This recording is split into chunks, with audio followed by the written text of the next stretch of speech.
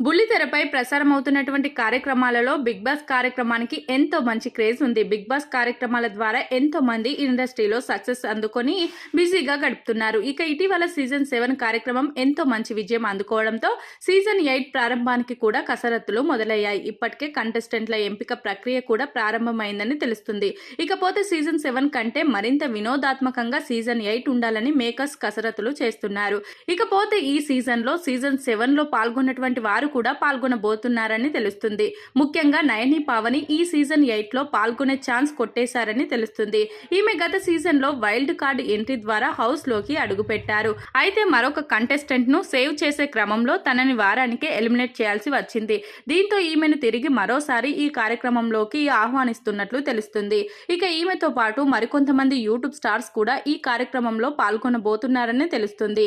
అందులో భాగంగా కిరా కార్పి, బుల్లెట్ భాస్కర్, అమృత ప్రణయ్, కుమారి aunty, బరలక్క, Ritu Chowdary, Sonia Singh, anchor Nikhil వంటి వారందరూ కూడా ఈ సీజన్ లో పాల్గొనబోతున్నారంటూ వార్తలు వస్తున్నాయి.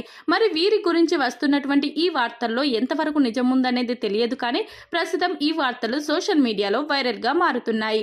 ఇక ఈ కార్యక్రమానికి కూడా హోస్ట్ గా నాగార్జున వ్యవహరిస్తున్నారు. అతి త్వరలోనే ఈ కార్యక్రమం ప్రారంభం కాబోతుంది.